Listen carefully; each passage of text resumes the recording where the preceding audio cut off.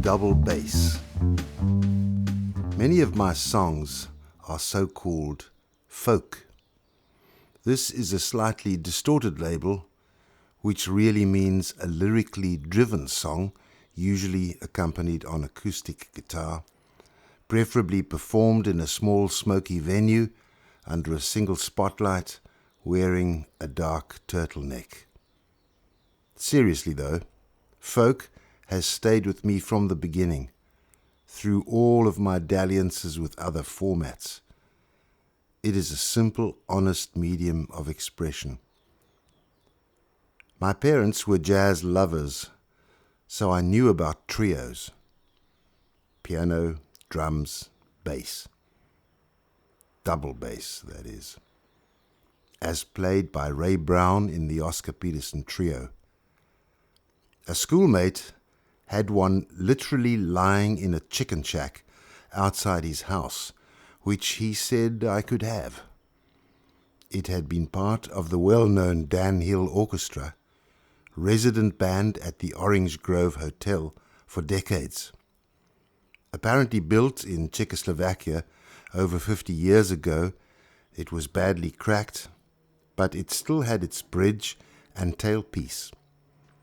I repaired the cracks with wood glue and linen strips, restrung it at huge expense, many times the cost of a set of guitar strings, and some months later started doing local trio gigs. Transport was tricky. A double bass did not fit into a car, unless it was a VW Beetle, that is. You folded down the back seat, opened the left front window, from which the headstock would protrude. It still left enough space for the driver and one passenger. You could also transport it in some sports cars, but that is another story.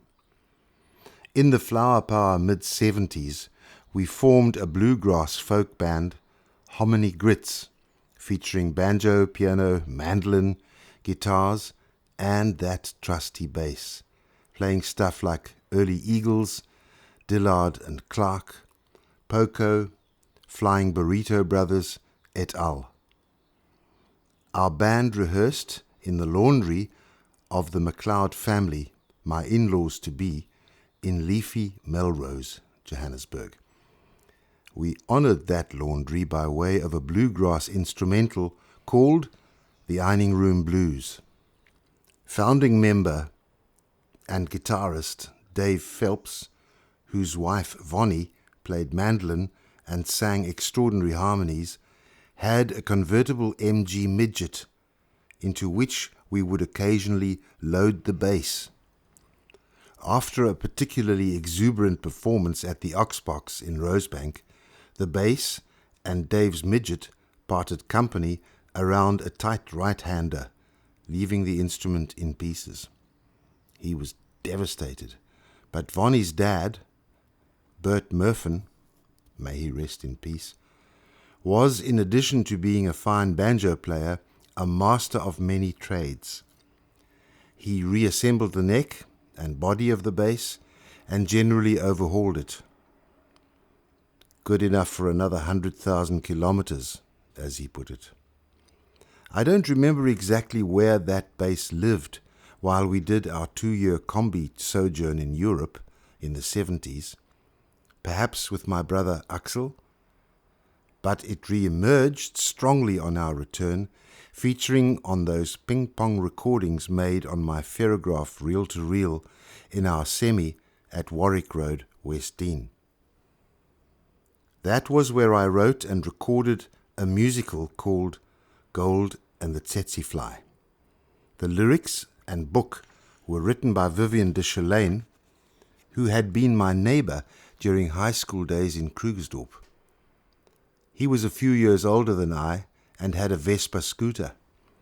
A true folkie. He invited me during my final school year to the South African Folk Music Association Festival, held annually at that time in the Sandton Community Centre, roughly in the middle of what went on to become the modern business district of Gauteng. Hard to believe, but we rode all the way from Krugersdorp to Sandton and back on Viv's Vespa that evening, but it was so worthwhile. This was my introduction to the likes of Des Lindbergh, the Blundells, Dave Marks, Maureen England, Colin Shamley, Andrew Tracy, Jeremy Taylor, and the South African folk community generally. But back to the base. It eventually migrated down to Cape Town with us in 1984, and from there on to Singapore, then Perth, and finally back to the mother city. It performed and recorded in all of those destinations. The bass had developed new cracks over the years, and my father did an overhaul during one of his sojourns in Langebaan. It was then semi-retired to my study at Raisbury Close in Newlands. There was a part of us that needed to hold on to that bass as a memento of all the folklore that it embodied. But after much soul-searching, we decided to give it a new lease of life. And so, after it had been declined by the music departments of 2 local senior schools, we eventually sold it to a restorer, who has since recycled it back into an active performing life. Would we ever meet again, I wondered. Yesterday's song. White snowflakes falling on the ground, and I need you to keep me warm. 7 degrees below zero, and I can't get the key in the door. Can't wait to get to Greece on a nudist beach, living in a clapped out van. And even if we have to eat vegetable stew, gonna get us an all over tan. You can wait the whole day long, thinking about tomorrow, when tomorrow's gone, boy. This'll be yesterday's song. We could buy ourselves a Mercedes-Benz and maybe a Porsche too. They would drive us both around the bend, looking for something to do. We've got to get to Rome before the summer's gone, take a ferry across to Corfu. And even if we have to wear the same old jeans, well, it wouldn't change our point of view. You can wait the whole day long, thinking about tomorrow, when tomorrow's gone, boy. This'll be yesterday's song. We've been away from home for 11 months, and it's beginning to bring us down. Hadn't been for politics, we'd both be back in Cape Town. Maybe we can find a little peace of mind in the Mediterranean sun. Only 2 summers, and one of them's gone. That leaves us just another one.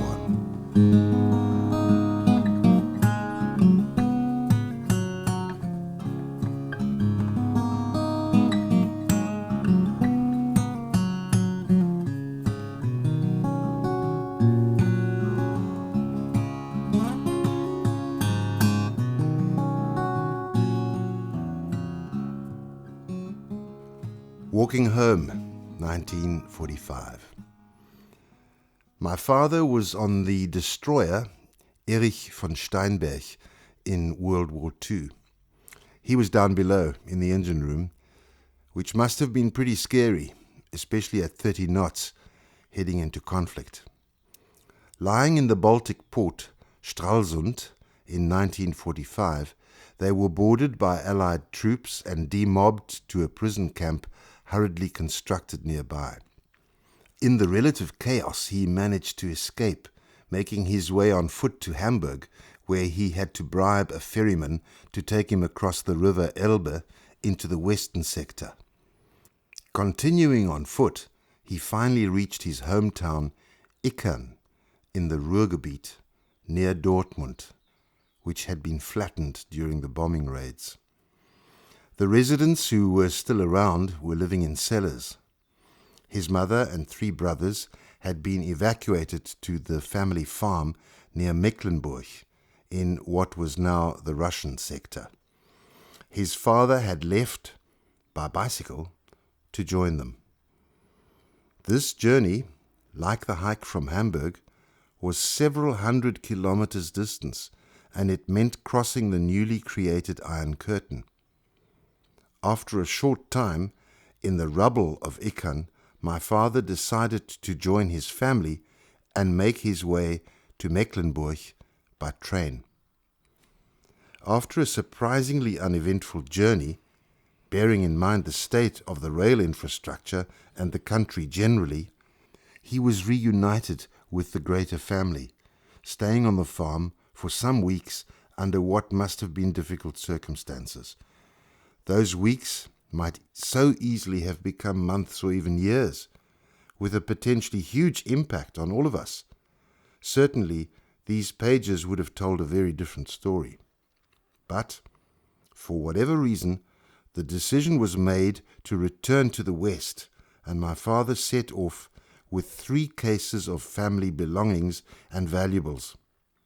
By that time, the east-west frontier had hardened considerably, and he needed to cross illegally. Depositing the 3 cases at Helmstedt railway station, he reconnoitred the border and was immediately arrested by the Russians. They didn't manage to hold on to him for long. Slipping away under the cover of night, he took shelter in a tomato field, which simultaneously concealed and sustained him for a number of days before making his way back to Helmstedt. Once he had retrieved his luggage, he managed somehow to cross the border at night without losing any of those cases. He remains amazed as to how that was possible. All of his paltry cash reserves had been taken by the Russian soldiers, and he was unable to buy a ticket for the train journey back to Ikhan. A kindly woman, noticing his plight, gave him the money for the fare, and so he was able to make his way back home. All the houses were eventually rebuilt by the mining company which owned them, and life resumed somehow. Those of us who have not experienced a war surely cannot comprehend the implications of such complete destruction of both material and spirit. I, for one, have lived a charmed life, having done no military service, let alone participate in a war. Despite unthinkable hardship, my father remembers this time fondly, especially the so-called Hamstern, that is, the small-time trading done with all manner of necessities such as wax candles and polish made from raw products obtained, shall we say, from the Zeche, that is, the mine. And bicycle tires, so-called, were handcrafted from whatever was available, and 36% proof schnapps produced in underground stills. People had nothing. They were desperate to reinvent themselves, and everyone pulled together. My first time back in Ikhan, having been born there in 1951, was in the mid-70s when we undertook our James Michener-inspired hippie combi tour of Europe. That was in the book The Drifters. Till then, I had been blissfully ignorant about Europe. It existed as a sort of a myth, powerful but distant from my completely African youth. It was my wife, Lynn, who seized the day and came home one evening with a mischievous grin. "Best you pass those LLB exams, my friend," she said, throwing 2 Lux Air tickets on the table. Departure, April 1976, just a few months hence. I panicked. What about our jobs, our mates, and the hallowed band? How many times have I thought back and blessed her foresight? We have fed off that trip for almost 5 decades.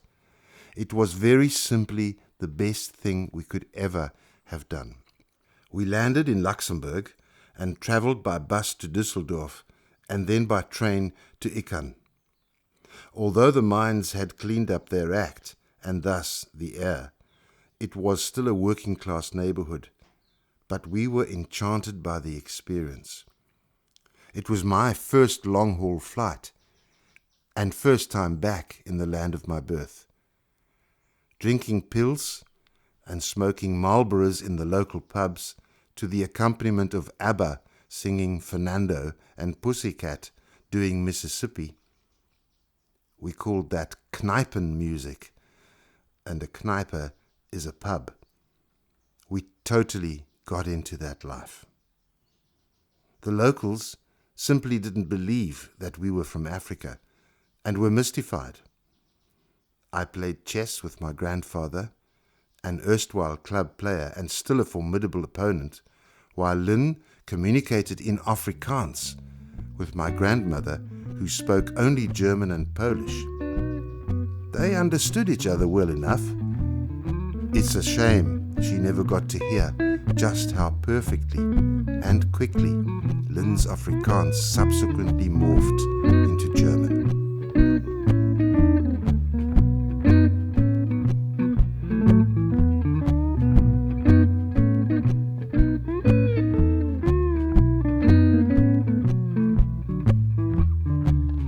Fly now, pay later. Well, they tell me it's the thing to do, and I believe I'm worth it, but I wonder if it's really true. Well, you can choose. Oh, Karoo Blue, yes, you can choose.